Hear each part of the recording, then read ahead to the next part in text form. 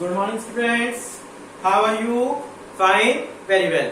चलिए बेटा, हम लोगों ने चैप्टर स्टार्ट किया था human capital formation. Firstly we discuss the meaning of human capital formation. What is the meaning of human capital formation?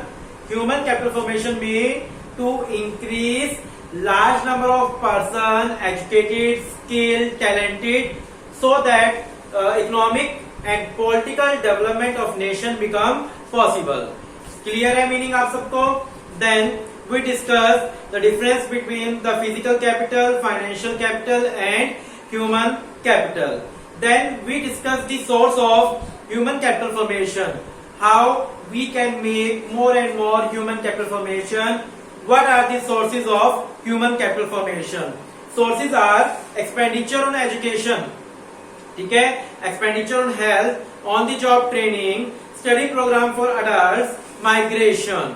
Migration mean to migrate from rural areas to urban areas so that people get their employment and their standard of living raise. So a lot of benefit come here from migration. Expenditure on information. These are the sources of human capital formation. Then we discuss the topic role of human capital formation. What are the benefits of human capital formation? Yeah, say role of human capital formation and economic growth. Human capital formation के क्या benefits थे? First one कि emotional and material environment growth होगा, physical capital बढ़ेगा, innovative skills आएंगी, ठीक है, high rate of participation and equality. Clear था यहां तक आप लोगों को टॉपिक? ये टॉपिक हम लोग डिस्कस कर चुके थे। Today we discuss the topic problem facing या limitations. You can say this are the limitations, ठीक है, problems facing. Problems facing in human capital formation. Problems facing in human capital formation. What are the problems during human capital formation? First problem is rising population. Rising population. You well known about the rising population is the big problem in human capital formation. He is saying rapidly rising population adversely affect the quality of human capital. This is because it reduces per head availability of the existing facilities relating to housing, sanitation, drainage, water system, hospitals, education, power supply, etc. Firstly ये कह रहे हैं कि rising population एक बहुत बड़ी problem है। Natural सी बात है, सपोज करो घर में 4 मेंबर हैं, तो कोई भी आर्टिकल होगा तो 4 मेंबर में बटेगा, तो 25% हर बंदे के हिस्से आएगा, ठीक है। अगर 5 मेंबर हो जाते हैं तो वही आर्टिकल 5 मेंबर्स में डिवाइड होगा 20%। देन मेंबर्स बढ़ने से जो आर्टिकल की डिवीजन शेयर था वो क्या हो गई? कम हो गई। तो यहाँ पर कह रहे हैं पॉपुलेशन अगर लगातार राइज होगी तो उससे होगा क्या? जो पर हेड अवेलेबिलिटी है फैसिलिटीज वो कम हो जाएगी। पर हेड फैसिलिटीज क्या हो जाएगी? कम हो जाएगी। चाहे वो हाउसिंग की फैसिलिटी हो, चाहे सैनिटेशन की फैसिलिटी हो, या ड्रेनेज की फैसिलिटी हो, या वाटर सिस्टम की फैसिलिटी हो, या हॉस्पिटल की हो, या एजुकेशन की हो, फैसिलिटीज क्या हो जाएगी? कम हो जाएगी। किसके कारण? राइजिंग पॉपुलेशन के कारण, ठीक है। तो rising population is a big problem in human capital formation, ठीक है। इसका जो सेकंड पॉइंट है ब्रेन ड्रेन, ये इंपॉर्टेंट पॉइंट है। स्पेशली ये पॉइंट भी कई बार पूछा जाता है, ब्रेन ड्रेन, ठीक है। क्या कह रहे हैं? Migration of persons to develop country is a serious threat to the process of human capital formation in the country. Brain drain है क्या टॉपिक? समझना इसको कि इंडिया से लोग, यहां से लोग स्किल लेकर, टैलेंट लेकर, पढ़ लिखकर दूसरी कंट्रीज में जाकर काम करना स्टार्ट कर देते हैं। यानी वो अपनी स्किल का बेनिफिट अपनी कंट्री को ना देकर दूसरी कंट्रीज को उसका बेनिफिट दे रही हैं, ठीक है। अपनी कंट्रीज को बेनिफिट ना देकर दूसरी कंट्रीज को बेनिफिट दिया जा रहा है, दैट इज ब्रेन ड्रेन। देखिए, migration of persons born educated and trained in India, he is saying so nice line कि बोर्न पैदा इंडिया में होना, एजुकेटेड इंडिया में होना, ट्रेन्ड इंडिया में होना to develop country is a serious threat to the process of human capital formation in the country. Those who decide to migrate are a person of high caliber, such as scientists, administrators, executives, and engineers, physicians, and educationists, etc. This is described as a problem of brain drain. This slow down the process of human capital formation in the domestic economy. You clear कि brain drain क्या कहता है कि लोग यहां से पढ़ते हैं, यहां से टैलेंट लेते हैं, लेकिन विदेशों में जाकर काम करना स्टार्ट करते हैं, जो हमारी कंट्री के लिए एक बहुत बड़ी प्रॉब्लम बना हुआ है। ठीक है, clear. Then third, deficient manpower planning, या इसको आप इनएफिशिएंट मैन पावर प्लानिंग बोल सकते हैं। यहां क्या कह रहे हैं, डेफिशिएंट मैन पावर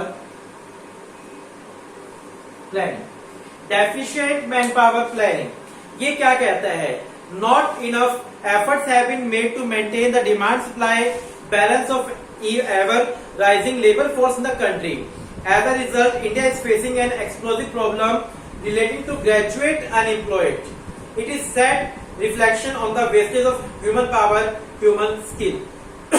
हमारी कंट्री में मैन पावर प्लानिंग इनएफिशिएंट है। मैन पावर प्लानिंग इनएफिशिएंट का क्या मतलब है कि यहाँ पर पढ़े लिखे लोग ज्यादा अनएम्प्लॉयड है, यानी उनका अच्छे से यूटिलाइजेशन नहीं हो रहा, मैन पावर का अच्छे से यूटिलाइजेशन नहीं किया जा रहा।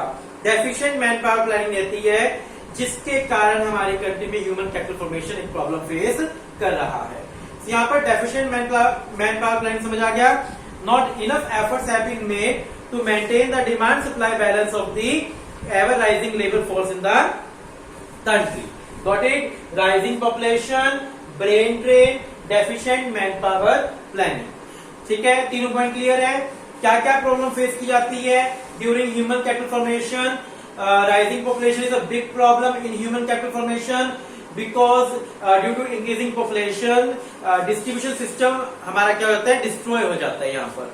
ठीक है, और ब्रेन ड्रेन, लोग इंडिया से एजुकेटेड होते हैं, टैलेंट लेते हैं, स्किल लेते हैं, लेकिन अपनी सर्विस कहाँ दे रहे हैं, जाकर फॉरेन कंट्रीज में प्रोवाइड करवा रहे हैं। ठीक है, deficient manpower planning, India के अंदर जो मैन पावर प्लानिंग है, जो पढ़े लिखे लोग हैं, उनका एफिशिएंटली यूटिलाइजेशन नहीं किया जा रहा, जो बिग प्रॉब्लम क्रिएट कर रहा है। ठीक है, चलिए फोर्थ प्रॉब्लम देखिए यहां पर।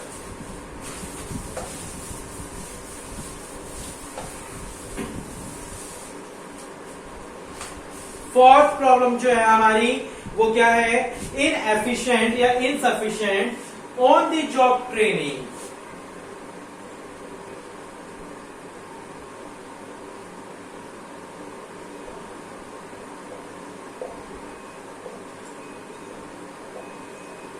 Insufficient on the job training, जो ऑन द जॉब ट्रेनिंग है वो इनसफिशिएंट है हमारी कंट्री के अंदर। Primary sector is the backbone of Indian economy, unfortunately it has not received due attention in the area of professional skills. कहता है जो प्राइमरी सेक्टर है हमारा, जो हमारा एग्रीकल्चर सेक्टर है, जो हमारे देश का मेन सेक्टर है, प्राइमरी सेक्टर के अंदर ट्रेनिंग का कोई प्रोविजन नहीं है, जिसके कारण the traditional wisdom predominate the primary sector and that on the job training programs are highly scant if not listless। आ रही बात समझ कि जो हमारे कंट्री के अंदर ऑन द जॉब ट्रेनिंग है प्राइमरी सेक्टर के अंदर, वो इनएफिशिएंट है, proper on the job training नहीं प्रोवाइड करवाई जाती। Clear, got it. Low academic standard, low academic standard, हमारी कंट्री का जो स्टैंडर्ड है, एकेडमिक स्टैंडर्ड है, वो बहुत लो है।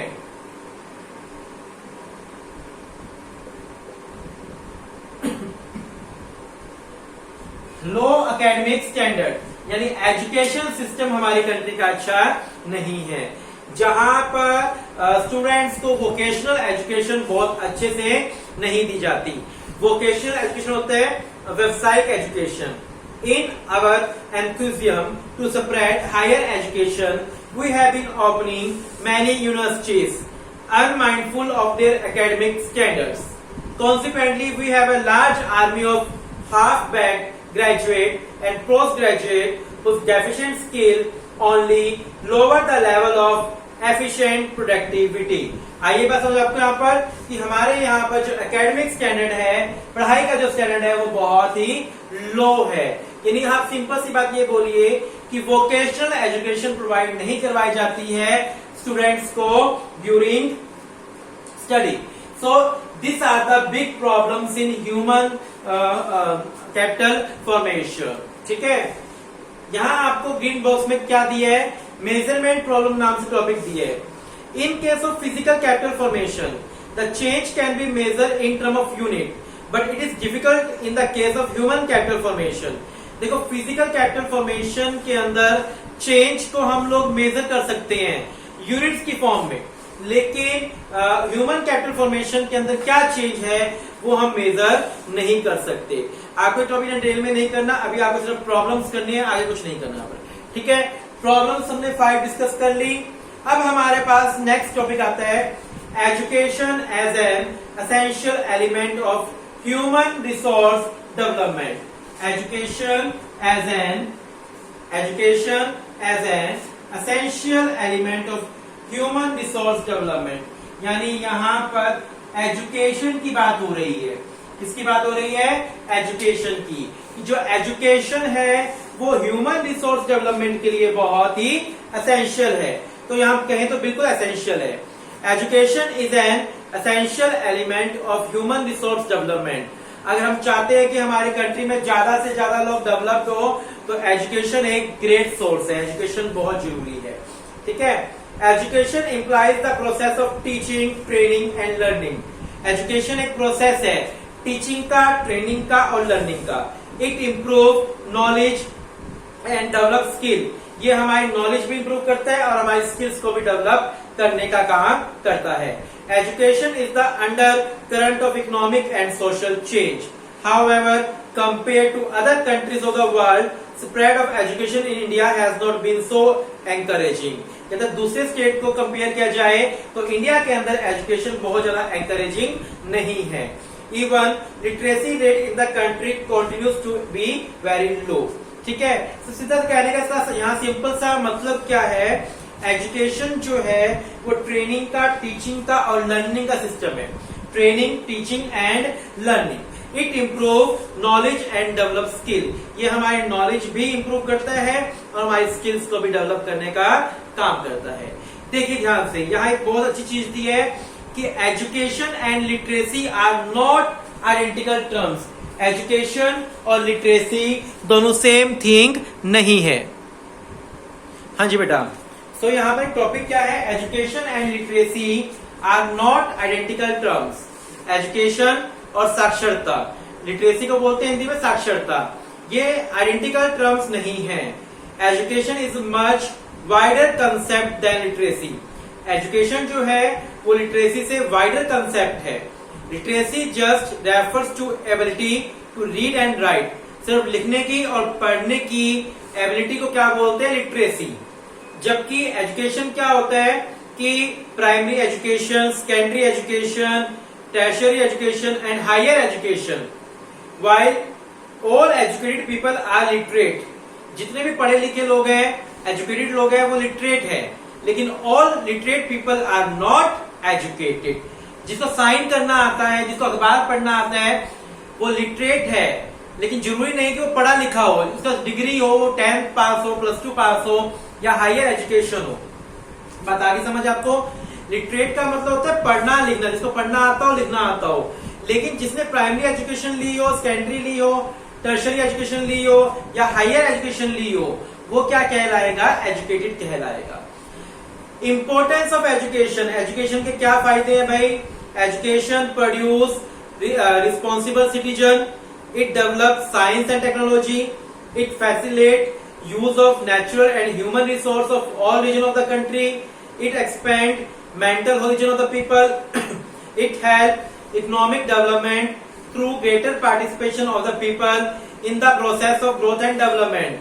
यानी एजुकेशन के थ्रू ग्रोथ एंड डेवलपमेंट होती है. It promote cultural standard of the citizen. It develop human personality. ठीक है, तो सारे ये फायदे हैं एजुकेशन के.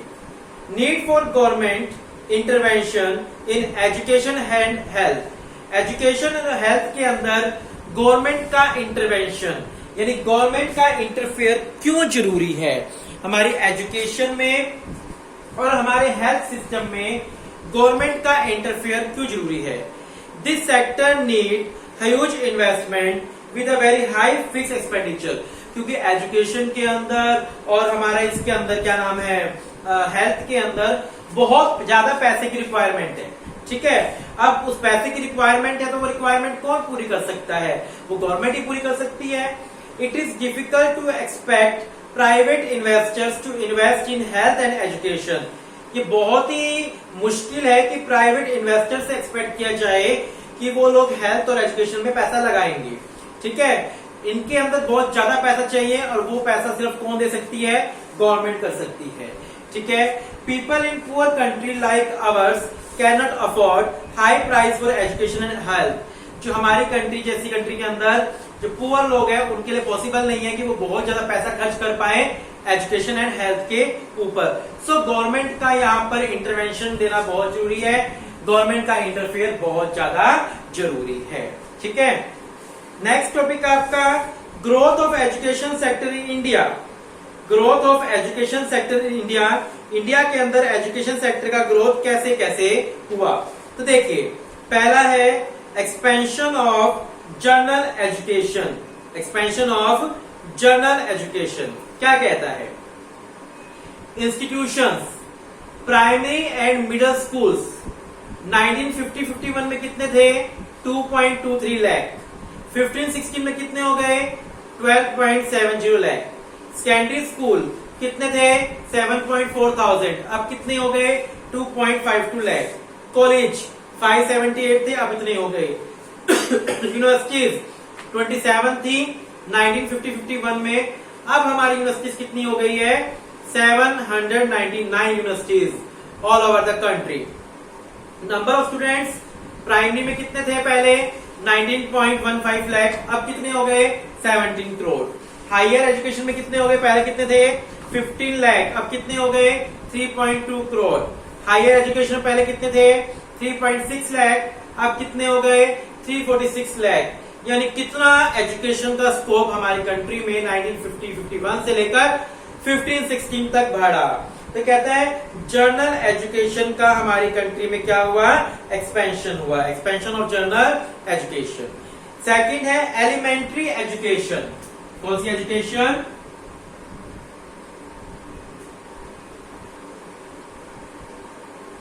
Elementary education. देखिए ध्यान से, elementary education cover student from class 1 to class 8.